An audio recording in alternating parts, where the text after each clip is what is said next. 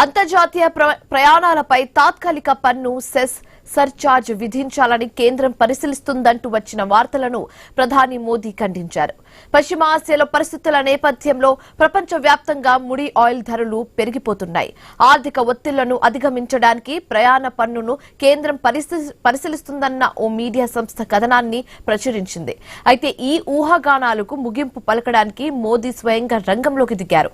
విదేశీ ప్రయాణాలపై ఎలాంటి ఆంక్షలు విధించే ప్రసక్తే లేదని తేల్చి చెప్పేశారు.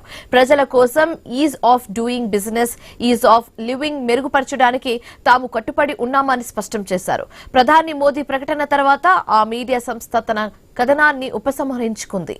పొరపాటుకు విచారం వ్యక్తం చేస్తున్నామని ప్రకటన విడుదల చేసింది. ఆర్థిక ఒత్తిళ్లు, ఇటీవల ప్రభుత్వం జారీ చేసిన కొన్ని సూచనల తర్వాత ఊహాగానాలు ఊపందుకున్నాయి. భారత్ ముడి ఆయిల్ అవసరాల్లో 85% పైగా దిగుమతి చేసుకుంటుంది. హార్ముజ్ జలసంధి మూసివేతతో పశ్చిమ ఆసియాలో ఇటీవల భౌగోళిక రాజకీయ ఉద్రిక్తతలు ముడి ఆయిల్ ధరలను బ్యారెల్కు $100 దాటించాయి. అయితే దేశీయంగా ఇంధన ధరలు పెరిగిపోయాయి. విదేశీ మారక నిల్వలను ఆదా చేయడానికి స్వచ్ఛందంగా ఆర్థిక జాగ్రత్తలు పాటించాలని ఇటీవల మోదీ ప్రజలకు పిలుపునిచ్చారు. ఏడాది పాటు బంగారం కొనుగోలు, విదేశీ ప్రయాణాలను వాయిదా వేసుకోవాలని సూచించారు. Work from home, car pooling, ప్రజా రవాణాను వినియోగించుకోవాలని కోరారు. ఆర్థిక వ్యవస్థను రక్షించుకోవడానికి దిగుమతులు, విలాసవంతమైన ఖర్చులు స్వచ్ఛందంగా తగ్గించుకోవాలని ప్రధాని పిలుపునిచ్చారు. అయితే ఈ క్రమంలో అనేక ఊహాగానాలు వచ్చాయి.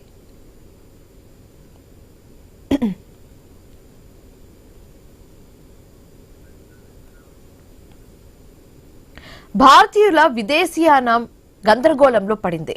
ఆర్థిక వ్యవస్థను చక్కదిద్దే ఉద్దేశంతో విదేశీయానాలను వాయిదా వేసుకోవాలనే ప్రధానమంత్రి నరేంద్ర మోదీ పిలుపు ఈ అయోమయానికి కారణమైంది. కొంతకాలం పాటు ఫారెన్ టూర్స్ పై నిషేధాలు విధిస్తున్నారనే ప్రచారం కూడా జరుగుతుంది. దీంతో ఇప్పటికే విదేశాలకు టికెట్స్ బుక్ చేసుకున్న వాటి పరిస్థితి ఏంటి, అవసరం ఉందా లేదా అనే అయోమయంలో పడిపోయారు అందరూ కూడా. ఈ గందరగోళం నేపథ్యంలో కేంద్ర ప్రభుత్వం విదేశీ టూర్స్ పై ఓ సంచలన ప్రకటన చేసింది. అసలు ఇంతకు నరేంద్ర మోదీ విదేశీ టూర్లు ఎందుకు వద్దంటున్నారు? దేశ ఆర్థిక వ్యవస్థకు విదేశీ టూర్స్ కు సంబంధం ఏంటి? రూపాయి విలువ పెంచడానికి విదేశీ టూర్లు ఎందుకు బంద్ చేసుకోవాలి?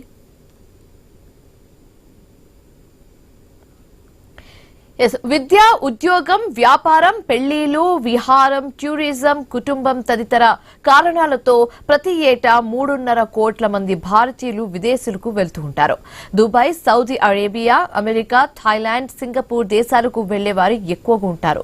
ఇలా విదేశాలకు వెళ్లిన వారు వారి వద్ద ఉన్న భారత కరెన్సీ అయిన రూపాయలను ఆయా దేశాల కరెన్సీస్ కు మార్చుకుంటూ ఉంటారు. దాదాపు అన్ని దేశాల్లో డాలర్లు చెల్లుబాటు అవుతాయి కాబట్టి ఎక్కువ మంది రూపాయలను అమెరికన్ డాలర్లుగా మార్చుకుంటుంటారు.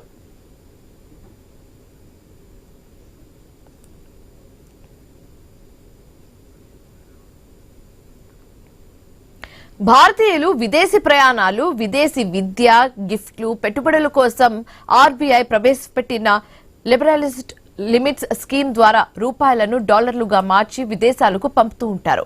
భారతీయులు ఎల్ఆర్ఎస్ ద్వారా ప్రతి ఏటా సుమారు $31.7 బిలియన్ ను విదేశాలకు పంపుతూ ఉంటారు.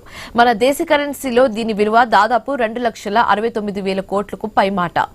ఇందులో కేవలం ఇంటర్నేషనల్ టూరిజం, విహార యాత్రల కోసమే భారతీయులు ప్రతి ఏటా $30 నుండి $32 బిలియన్ అంటే సుమారు $2,55,000 కోట్ల రూపంలో మార్చి విదేశాల్లో ఖర్చు చేస్తూ ఉంటారు. విదేశీయానాల వల్లనే భారతీయ రూపాయి విలువ ఎక్కువగా డాలర్లుగా మారుతుందనేది కేంద్ర ప్రభుత్వం అభిప్రాయం. డాలర్ విలువ పెరగడానికి, రూపాయి విలువ తగ్గించడానికి కూడా ఈ మారకం వల్లనే. ప్రస్తుతం రూపాయి విలువ డాలర్తో పోలిస్తే $96 దాటింది. భారతీయులు విదేశాల్లో విలాసాల కోసం ఖర్చు చేసే ప్రతి డాలర్ వల్ల మన దేశ విదేశీ మార్పిడి నిల్వలు కరిగిపోతాయి. పైగా అంతర్జాతీయ మార్కెట్లో డాలర్కు డిమాండ్ పెరిగి రూపాయి విలువ భారీగా పడిపోతుంది. అదే ప్రజలు విదేశాలకు వెళ్లకుండా మన దేశంలోనే పర్యటిస్తే దేఖో అప్నా దేశ్ వెన్ ఇన్ ఇండియా నినాదాల ద్వారా లక్షల కోట్ల రూపాయలు దేశంలోనే ఉండిపోతాయి. దీనివల్ల గోవా, జైపూర్, కేరళం వంటి ప్రాంతాలలో స్థానిక ఆర్థిక వ్యవస్థ బలోపేతం అవ్వడమే కాకుండా హోటల్స్, రవాణా రంగాల్లో స్థానికులకు భారీగా ఉపాధి లభిస్తుంది. మిగిలిన విదేశీ కరెన్సీని ముడి చమురు దిగుమతుల కోసం వాడుకోవచ్చు. అందుకే విదేశీయానాల తక్కువ చేస్తే రూపాయి విలువ మరీ దిగజారిపోకుండా చూసుకోవచ్చని ప్రధానమంత్రి నరేంద్ర మోదీ ఆలోచన. ఈ నేపథ్యంలోనే హైదరాబాద్ పరేడ్ గ్రౌండ్స్ వేదికగా ప్రధానమంత్రి నరేంద్ర మోదీ చేసిన ఒక ప్రకటన దేశవ్యాప్తంగా పెద్ద చర్చకు దారితీసింది. ఈ ప్రసంగం తర్వాత ప్రభుత్వం దేశీయ విమానాన్ని పూర్తిగా బంద్ చేయబోతుందంటూ విమర్శలు, పుకార్లు షురూ అయ్యాయి. దీంతో జనం గందరగోళంలో పడిపోయారు. వేసవికాలం కావడంతో ప్రజలు అనేక దేశాలకు ఇప్పటికే టికెట్స్ బుక్ చేసుకున్నారు.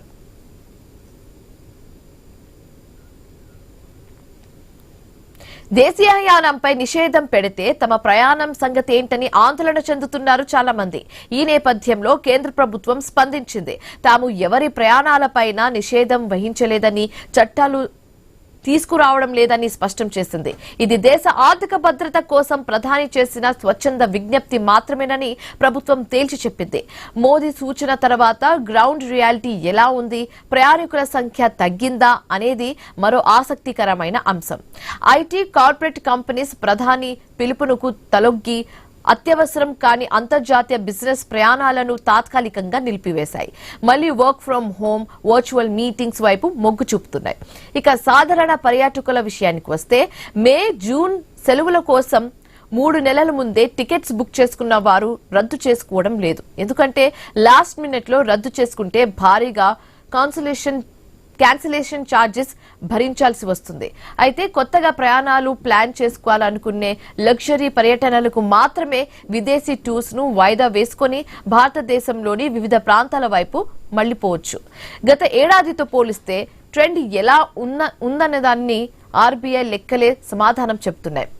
2025 మే నెలలతో పోలిస్తే 2026 మే నెలలో విదేశాలకు వెళ్లే వారి సంఖ్య, వారు చేసే ఖర్చులు దాదాపు 3.1% మేర తగ్గాయి. విమాన టికెట్స్ ధరలు విపరీతంగా పెరగడం, రూపాయి పతనం మరియు పశ్చిమ ఆసియాలో యుద్ధ వాతావరణం కారణంగా ప్రధాని పిలుపుకు ముందే ఈ తగ్గుదల ప్రారంభం కాగా, ప్రధాని ప్రసంగం తర్వాత దేశీయ పర్యాటక బుకింగ్స్ ఒక్కసారిగా పెరిగాయని federation of hotel and restaurant association స్పష్టం చేస్తుంది. విదేశీయానం మానుకోవడం వల్ల దేశానికి జరిగే లాభమేంటి? ప్రజలు విదేశాలకు వెళ్లకుండా భారతదేశంలోనే దేశానికి విపరీతమైన లాభాలు ఉన్నాయని కేంద్రం బాగా ప్రచారం చేస్తుంది. విదేశాల్లో ఖర్చు పెట్టే లక్షల కోట్లు మన దేశంలో ఉండిపోతాయి. గోవా, జైపూర్, కేరళం, ఈశాన్య రాష్ట్రాల వంటి పర్యాటక ప్రాంతాలకు ఆదాయం ఆటోమేటిక్ గా పెరిగిపోతుంది. దేశీయ పర్యాటకం పెరిగితే మన దేశంలోని హోటల్స్, రవాణా రంగాలు, స్థానిక గైడులు, చేతి వృత్యాల కళాకారులకు భారీగా ఉపాధి లభిస్తుంది. విదేశీ కరెన్సీస్ ఖర్చులు కాకుండా దేశంలోనే మిగలడం వల్ల అత్యవసరమైన ముడి చమురు దిగుమతులకు ఆ నిల్వలను వాడుకోవచ్చు.